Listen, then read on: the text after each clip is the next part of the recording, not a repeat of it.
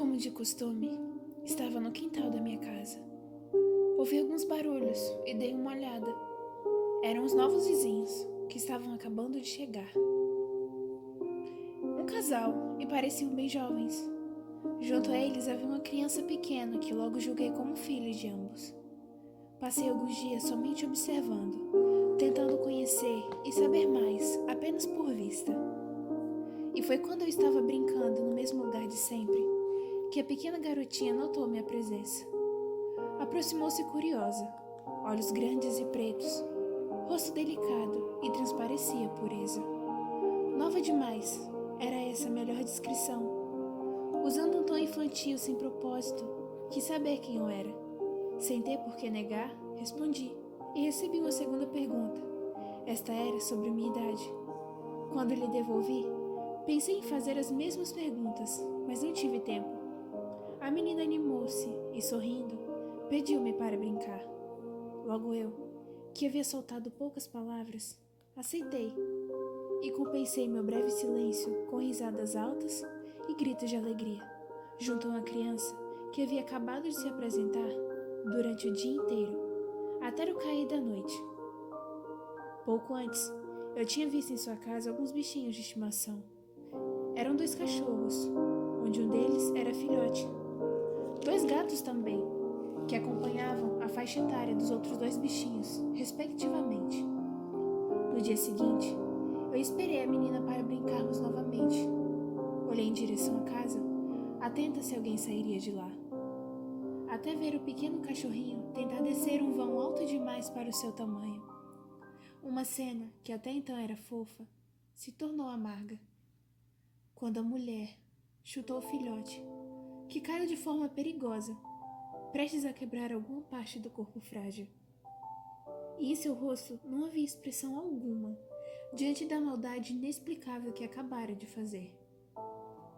Eu esperei que ela esboçasse alguma reação, como espanto ou arrependimento.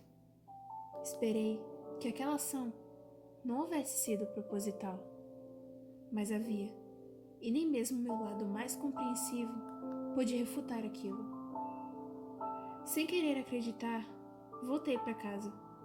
No outro dia, eu não fui, pois ainda estava processando o que tinha visto.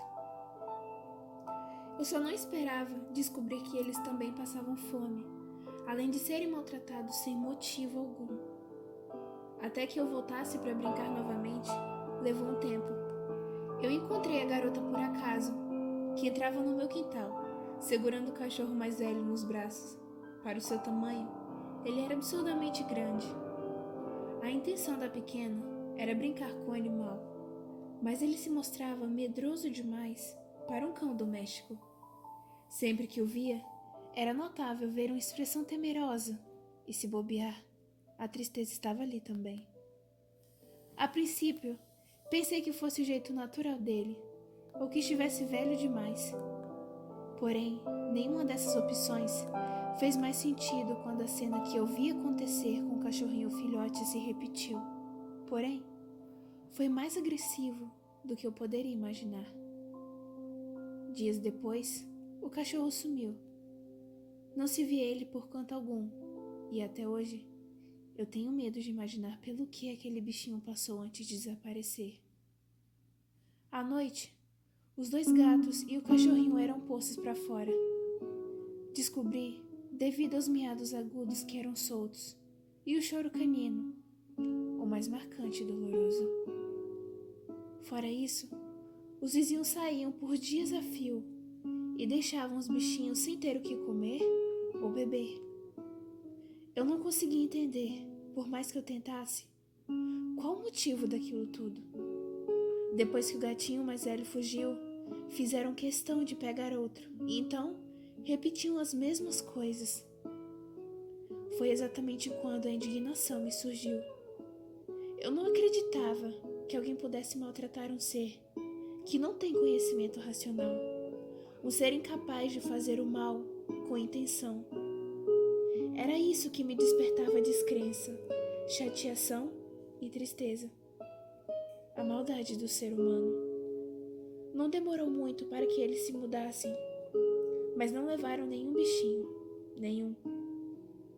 Até onde eu tenho conhecimento, eles fugiram, com exceção do gatinho filhote. Era pequeno demais para ir a lugar algum, e no estado em que se encontrava, não aguentaria por muito tempo. Aquela foi a deixa, para que eu não aguentasse mais ver tanto e não fazer nada. Comecei alimentando e dando água. Era um gato atrapalhado e medroso, além de ter uma ferida superficial no topo da cabeça. Minha intenção era apenas alimentá-lo até crescer e ficar independente, mas as coisas foram além quando decidiram improvisar um abrigo para os dias frios e de chuvas fortes. Bem, quando dei conta, já havia escolhido o nome enquanto criava seu próprio cantinho dentro de casa.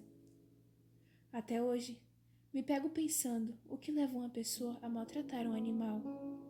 Sou incapaz de encontrar qualquer motivo plausível, então tenho que aceitar a dura realidade. Me afeiçoar pelo gatinho só fez com que eu entendesse cada vez menos os maltratos. Mas em compensação, uma parte de mim diz que eu fiz bem em salvar aquele pequeno pedaço de alegria e inocência, tão puro quanto uma criança, tendo apenas amor para oferecer.